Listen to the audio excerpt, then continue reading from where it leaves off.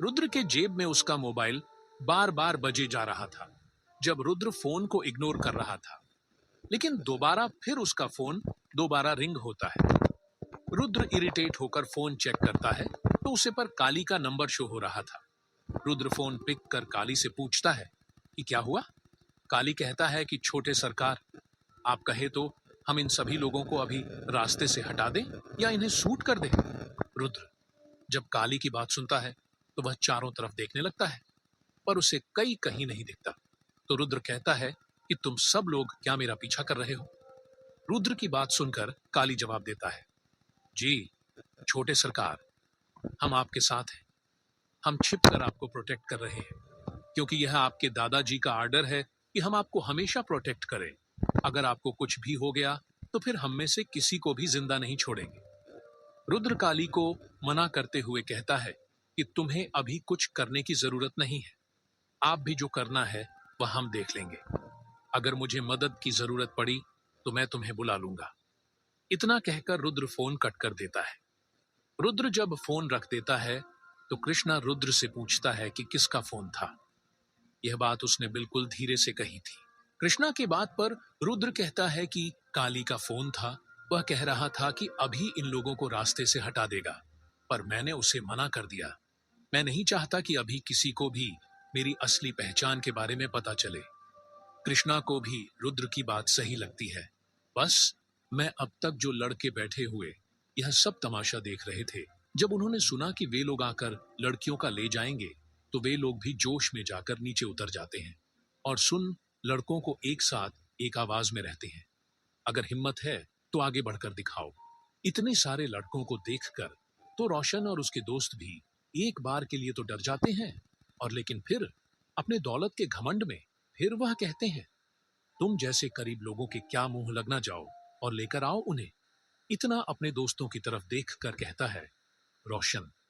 जब लड़के मारने के लिए आगे बढ़ते हैं, जो छाया अब तक शांति से कड़ी थी वह एकदम आगे जाकर उन लोगों पर किसी काली देवी की तरह टूट पड़ती है और उन सब लोगों को मारने लगती है कि क्या लाल बाल वाल पीले बाल वाला, उसके पीछे नील बाल वाला, सब लड़कों को एक एक करके धोना शुरू कर देती है। जब सब लड़के छाया को इस तरह उन लड़कों को मारते हुए देखते हैं तो उनका मुंह भी खुला रह जाता है और वह एक दूसरे से बातें करते हुए कहते हैं कि यह तुम मार्शल आर्ट है ना। कोई मार्शल आर्ट के साथ कुंग फू कहता है, कोई कहता है यह मार्शल आर्ट या कुंग फू नहीं है, ये जुत्सु है। रुद्र जब यह देखा है वह शौक में ही कृष्णा से कहता है कि क्या छाया एक फाइटर है। कृष्ण कहता है, देख कर तो लगता है कि छाया एक ट्रेंड फाइटर है, पर छाया तो एक कॉलेज स्टूडेंट है, वह एक फाइटर कैसे हो सकती है। माया जो सामने फाइट देख रही थी और लड़कों की बातें सुन रही थी, जब वह देखी है कि उनमें से जो लड़के पीछे खड़े हुए थे वह गाड़ियों में से जाकर हथियार लेकर आ जाते हैं। किसी के पास हॉकी, किसी के पास बैट, तो किसी के पास लोहे की चेन थी। इन सब के बाद भी छाया उन सब लड़कों पर अकेली भारी पड़ रही थी।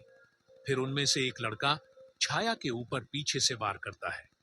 जब यह सब कुछ दूर से खड़ी माया देखी है तो वह भाग कर उसे लड़के का हाथ पकड़ लेती है और उसे लड़के के मुंह पर एक जोरदार पंच मार दिया, जिससे उसे लड़के के कुछ दांत टूट कर बाहर आ जाते हैं और उसे लड़के का मुंह पूरा खून से भर जाता है। रुद्र और कृष्णा जब यह सब कुछ देख रहे थे तो कृष्णा कहता है, क्या माया भी एक फाइटर हो सकती है। कृष्णा की इस बात का जवाब देते हुए रुद्र कहता है कि हाँ, हो सकती है। जब छाया भी एक फाइटर है तो माया भी एक फाइटर हो सकती है, क्योंकि दोनों बेस्ट फ्रेंड हैं। रुद्र की बात कृष्णा को सही लगती है और दोनों आपस में बातें बंद करने के बाद सामने देखते हैं तो वह अब तक माया और छाया दोनों उन सभी लड़कों को बुरी तरह से मारने लगती है। रुद्र और कृष्णा जब माया और छाया को उन लड़कों को इतनी ब्राह्मी से मारते हुए देखते हैं तो उन्हें भी अब माया और छाया से ही डर लगने लगा था, कहीं में दोनों भी गुस्से में आकर उन्हें मरने ना लग जाए। इधर उन लड़कों की हालत बहुत बुरी हो चुकी थी। उस ग्रुप का लीडर माया के आगे हाथ जोड़कर कहता है कि हमें माफ कर दो, हम आइंदा किसी को भी परेशान नहीं करेंगे।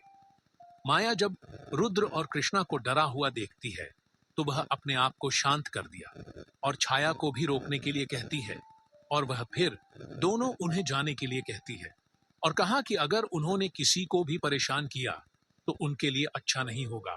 फिर मैं उनसे उनकी गाड़ियों को हटाने के लिए कहती है तो वह लड़के टूटी फूटी हालत में जैसे तैसे होने गाड़ियों को और रास्ते से हटाते हैं और रास्ता क्लियर कर देते हैं।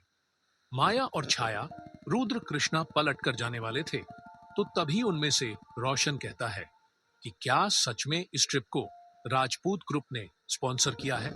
माया रहती है हाँ, सच में राजपूत ग्रुप ने ही इसे स्पॉन्सर किया था। तो वह कहता है कि प्लीज राजपूत ग्रुप के लोगों को मत बताना हमने उनके इस ट्रिप के लोगों को परेशान किया है, वरना क्या पता हम लोगों के साथ क्या हो। प्लीज हमें माफ कर देना। आईना, हम किसी को परेशान नहीं करेंगे कि मैं तुमसे माफी मांगते हुए वादा भी करता हूं। फिर चारों प्लेट कर वापस चले जाते हैं और बाकी स्टूडेंट भी बस इसमें जाकर बैठ जाते हैं। रुद्र थोड़ा हिचकीटते हुए ही सही फिर माया से पूछता है कि माया और छाया, तुम दोनों तो किसी ट्रेंड फाइटर की केरल लॉटरी थी, तुमने फाइटिंग कहां से सीखी है। तुम दोनों तो कीजिए। ट्रेंड फाइटर की तरह लड़ रही थी। माया और छाया रुद्र के सवाल को सुनती है तो पहले तो शक पका जाती है और फिर माया रहती है कि वह तो हमने थोड़ा सा मार्शल आर्ट सीखा है, खुद की सेफ्टी के लिए अच्छी थोड़ी बहुत लड़ने की ट्रेनिंग भेज रही है ताकि खुद को अच्छे से प्रोटेक्ट करके। आज के जमाने में माया आगे कहती है कि तुम तो जानते हो आजकल का जमाना कैसा है और लड़कियां सेफ नहीं है, इसीलिए हमने थोड़ी बहुत यह सब कुछ सीखा है। कृष्णा माया से कहता है लेकिन छाया तो ऐसे लड़ रही थी जैसे तुम उसकी बॉस हो और तुम्हें प्रोटेक्ट करना उसका काम है। कृष्णा का सवाल सुनती है तो वह अपने आप में बड़बड़ा कर कहती है हाँ माया, मेरी पर्सनल बॉडीगार्ड ही तो है, उसका काम ही मुझे प्रोटेक्ट करना है। माया से सबको जितने धीरे से कहती है कि उसके बाद उसके कानों तक नहीं पहुंचती। फिर मैं अपने आप को थोड़ा शांत करती हूं और कहती है कि तुम जानते हो छाया कॉलेज की बॉक्सिंग चैंपियन है, इसीलिए वह आगे चली गई थी और मैंने देखा कि वह लड़का उसे पर पीछे से हमला करने वाला है तो मैं भी चली गई थी। मैं आगे क्या हुआ तुम आगे जानते ही हो और तुम यह सब को छोड़ो और तुम बताओ तुम दोनों लड़ाई में क्यों नहीं आए। हालांकि माया ने यह देख लिया था कि वे दोनों बहुत डरे हुए थे, फिर भी माया ने यह सवाल किया था कि उन दोनों का ध्यान भटक सके। रुद्र और कृष्णा जब यह सुनते हैं तो रुद्र कहते हैं हम दोनों आने ही वाले पर तुम दोनों ने पहले ही उन लोगों का बुरा हाल कर दिया था, अगर हम दोनों की उन्हें मरते तो उनका हाल और बुरा हो जाता है, इसलिए हम लोगों ने लड़ाई में पड़ना सही नहीं समझा। माया जब बस इसको वहीं खड़ा हुआ देती है तो वह ड्राइवर को चलने के लिए कहती और बस इस वहां से साउथ इंडिया की तरफ निकल जाती है। क्या माया का सबसे रुद्र को पता चल जाएगा और कहां पर माया रुद्र और बाकी स्टूडेंट्स को कहां पर लेकर जा रही है। इन्हीं सब सवालों का जवाब जानने के लिए listen to me series a billionaire boy